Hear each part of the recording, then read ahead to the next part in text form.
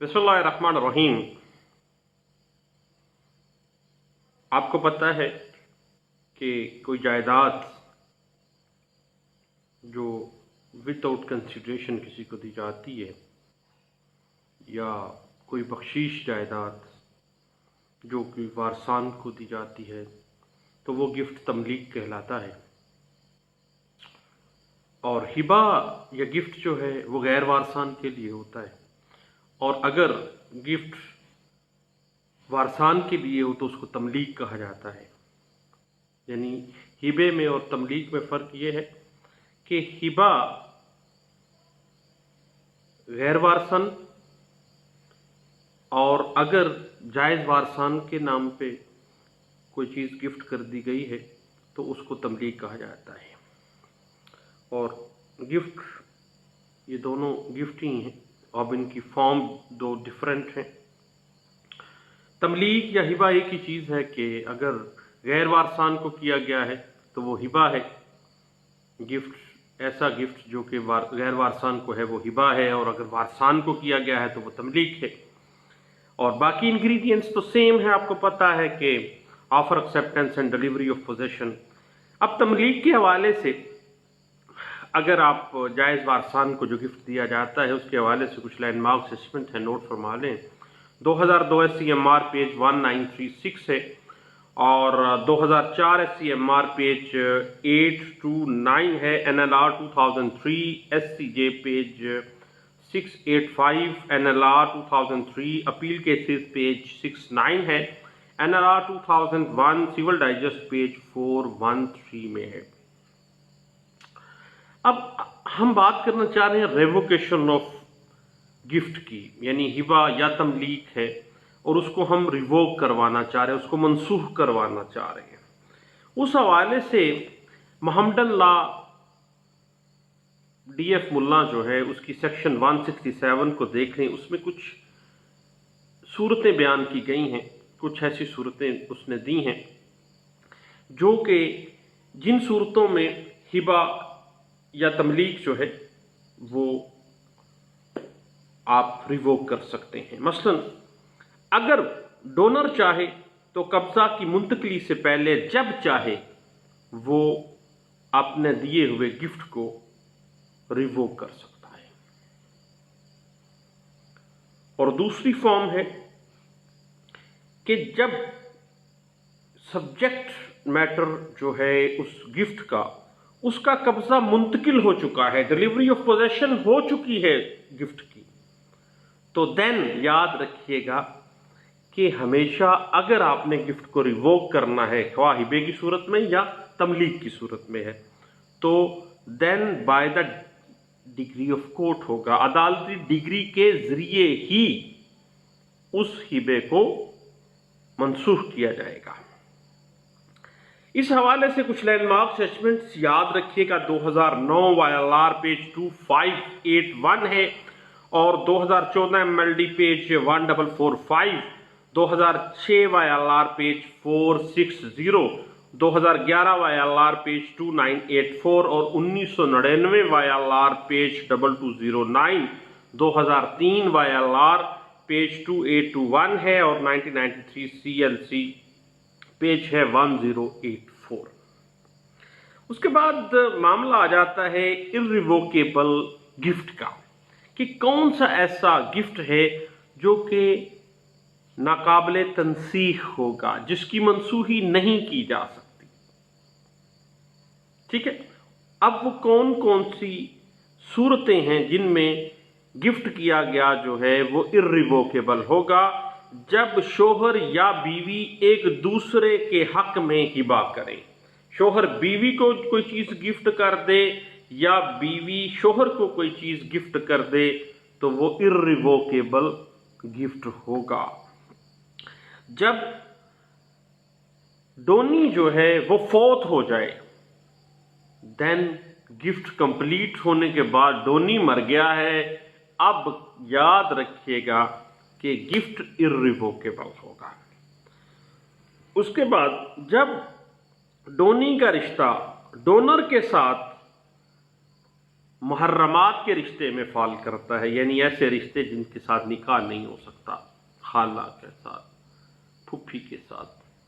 جب محرمات کے رشتوں میں گفٹ کیا گیا ہے، یعنی جب واہب نے، جس ڈونر نے ڈونی کو گفٹ کیا ہے، تو ڈونی کا رشتہ اس ڈونر کے ساتھ محرمات کے رشتے میں فال کرتا ہے، تو دیا جانے والا جو گفٹ ہے that will be irrevocable gift. اور جب after acceptance and delivery of possession ہونے کے بعد گفٹ کمپلیٹ ہو جائے اور اس کے بعد اس پراپرٹی کو ڈونی فروخت کر دے یا آگے کسی کو ہبہ کر دے یا کسی دیگر طریقے سے ڈسپوز آف کر دے، اس کو منتقل کر دے، تو وہ irrevocable گفٹ ہوگا، وہ ناقابل تنسیح گفٹ ہوگا، اس کے لیے عدالت میں جانے کی ضرورت نہیں ہے آپ کو۔ اس کے بعد جب ایسی پراپرٹی جو اموویبل پراپرٹی ہے، یا اگر موویبل ہے اور کوئی ایسی پہاڑی ہے جو کہ سلائڈنگ کر جاتی ہے، کھائی میں گر جاتی ہے، یا موویبل پراپرٹی ہے تو وہ گم ہو جاتی ہے، یعنی جب سبجیکٹ میٹر آف گفٹ جو ہے، یعنی ایسی جائیداد، ایسا مال جو گفٹ کیا جا رہا ہے وہ تلف ہو جائے، خراب ہو جائے یا گم ہو جائے، تو وہ گفٹ جو ہے جو کیا گیا تھا وہ irrevocable گفٹ ہوگا۔ اور جب سبجیکٹ میٹر آف پراپرٹی جو گفٹ کی ہے اس کی حیت و نوعیت تبدیل ہو جائے، مثلا کسی نے پلاٹ دیا نا کسی کو گفٹ کے طور پہ، اب اس نے وہاں پہ مکان بنا دیا ہے، تو اب وہ گفٹ کیا ہوگا؟ irrevocable ہو گیا، وہ قطعی صورت ریووک نہیں ہو سکے گا۔ اور جب سبجیکٹ میٹر جو پراپرٹی دی گئی ہے گفٹ کے ذریعے اس کی قیمت میں اضافہ ہو جائے اور ڈونر کی نیت میں ماڑا ماڑا فرق آنا شروع ہو جائے، then ایسا گفٹ irrevocable ہوگا۔ اور جب اگر ڈونر نے گفٹ کیا ہے ڈونی کو اور گفٹ کے بدلے میں کچھ لیا ہے، اس سے کچھ وصول کر دیا ہے، مثلا اس نے اس کو پلاٹ دیا، اس نے اس کو اپنی گاڑی گفٹ کر دی، ایکسچینج ہوا ہے گفٹس کا، بالعوض ہو گیا ہے، یعنی وہ پراپرٹی کی، جب وہ پراپرٹی گفٹ کی گئی تو اس کے عوض اس سے کچھ بدل وصول کیا گیا ہے، تو ایسا گفٹ irrevocable گفٹ ہوگا۔ اب اس حوالے سے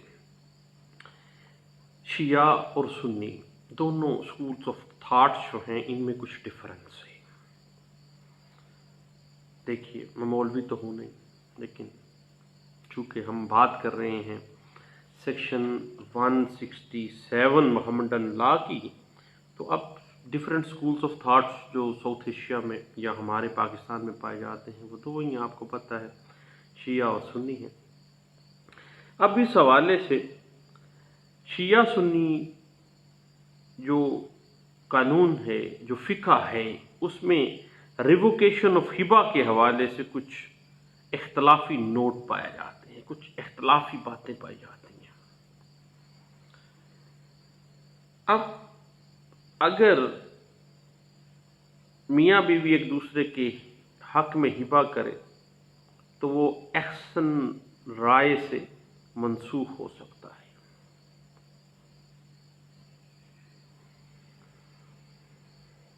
اور اگر ڈونر ہبے کی منسوخی کا اعلان کر دے تو عدالتی ڈگری کے بغیر ہی ہبہ جو ہے وہ منسوخ تصور ہوگا، کیونکہ اورل ریووکیشن دے دی گئی ہے۔ اس میں دونوں اسکولس آف تھاٹ کا کچھ فرق ہے۔ اس کے بعد جو ہبہ کسی بلڈ ریلیٹو کے حق میں کیا جائے، خواہ وہ رشتہ محرمات کے رشتے میں آتا ہے محرمات کا رشتہ جن کے ساتھ نکاح نہیں ہو سکتا، خالہ کا رشتہ ہے، پھوپھی کا رشتہ ہے، یا بھتیجے بانجی کا جو بھی،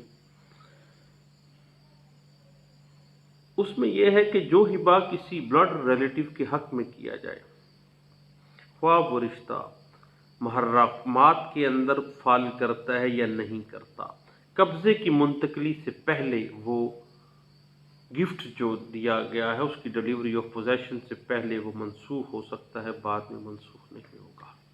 ان پوائنٹس کے اوپر شیعہ اور سنی اسکولز آف تھاٹ میں کچھ فرق ہے۔ ہم بعد میں انشاءاللہ ایک علیحدہ سے ویڈیو میں اس حوالے سے بھی کچھ بات کریں گے۔ اب یاد رکھیے گا کہ دعویٰ ملکیت بر بنائے ہبہ یا تملیک میں offer acceptance and delivery of possession اسی طرح ہی تحریر کیے جائیں گے according to the legal essentials of a gift, اور یہ ضروری ہے کہ یہ تینوں بیسک جو انگریڈینٹ ہیں offer acceptance and delivery of position back وقت رونما ہو۔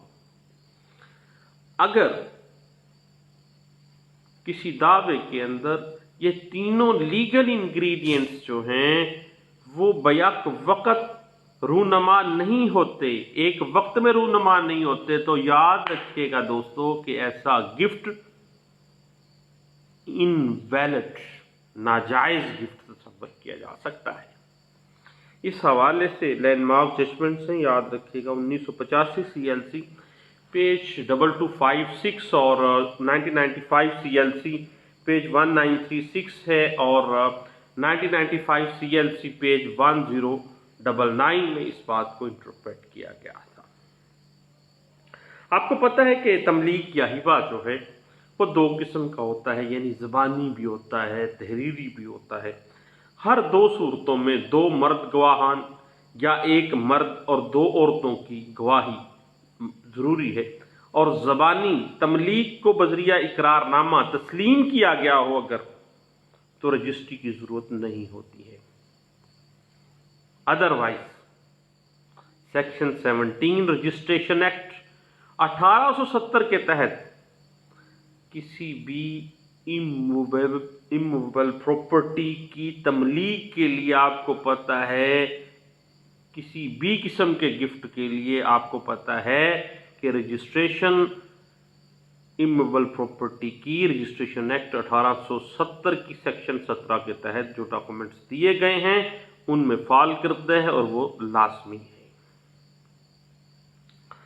اور اگر زبانی تملیک کو تسلیم کیا گیا ہے اقرار نامہ کر کے تو دین رجسٹری کی بھی ضرورت نہیں ہے۔ اس حوالے سے 1994 MLD پیج 677 اور NLR 1994 CLJ پیج 938 ہمیں گائیڈ لائنز فراہم کر رہا ہے۔ آپ کو پتہ ہے کہ ہبہ بالعوض کے لیے قبضہ ضروری نہیں ہوتا ہے، کیونکہ اگر اسپرٹ آف ہبہ بالعوض کو دیکھا جائے تو بھائی تھوڑی تھوڑی بے معلوم نہیں ہوتی کہ یہ سیل ہوئی ہے، کہ پلاٹ دے کے گاڑی لی گئی ہے، خواہ وہ گفٹ پلاٹ دیا گیا اور گفٹ کی گاڑی لی تھی۔ اب یاد رکھیے گا کہ اگر ایک شوہر اپنی بیوی کو حق مہر کے عوض کوئی جائیداد غیر منقولہ منتقل کر کے گفٹ کر رہا ہے، تحفہ دے رہا ہے، اور وہ تحفہ کیسے کر رہا ہے؟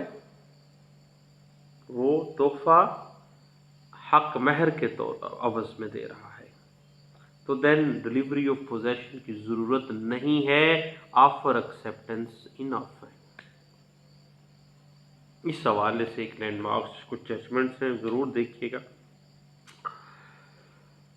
اس حوالے سے NLR 1998 civil digest supreme court of Pakistan کا فیصلہ ہے اور پیج ہے 744، اور NLR 2003 سیول ڈائجسٹ پیج 434 اور NLR 1996 CLJ پیج 749 ہے۔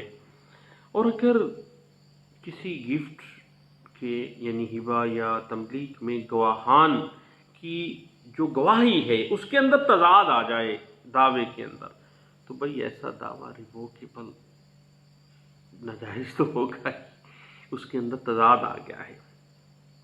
तो इस हवाले से एक बड़ी अहम केस है 2009 यूसी पेज 147। तो आपको पता है कि तमलीक के लिए भी कब्ज़ा तो ज़रूरी है, डिलीवरी ऑफ पोजेशन एक तीसरा अहम इंग्रेडिएंट है। अगर डिलीवरी ऑफ पोजेशन नहीं दिया गया तो ऐसी जो गिफ्ट है वो कालअदम हो जाएगा, इनवैलिड होगा और वो रिवोक कर दिया जाएगा। इस हवाले से NLR 2011 CLJ पेज 345 हमें गाइडलाइन दे रहा है। और याद रखिएगा कि निकाह नामा में हक महर में दी गई जो जायदाद होती है, आपको पता ही है, ख्वाह वो गिफ्ट के तौर पे लिखी गई बिल अवज़ हक महर के, तो उसकी रजिस्ट्री की भी ज़रूरत नहीं है। दैट्स ऑल, वो गिफ्ट मुकम्मल है, डिलीवरी ऑफ पोजेशन की भी ज़रूरत नहीं है, ऑफर एक्सेप्टेंस इनफ हो गया। इस हवाले से ये सेटल्ड प्रिंसिपल डिस्कस किया गया था 1966 में, और PLD 1966 Peshawar high court page 64 में इस बात को इंटरप्रेट किया गया, और 1999 CLC पेज 163 में इस बात को इंटरप्रेट किया गया, और PLJ 2011 Peshawar high court page 33 में इस बात को इंटरप्रेट किया गया था। अब दोस्तों हम रिवोकेशन ऑफ हिबा और तमलीक जो है इस पे हम कुछ गपशप लगा रहे हैं, और ये गपशप हमारी एक दो सीक्वेंट्स में चलेगी, और इंशाल्लाह दुआओं में याद रखिएगा, बात होती रहेगी। बहुत शुक्रिया, थैंक यू, अल्लाह हाफिज़।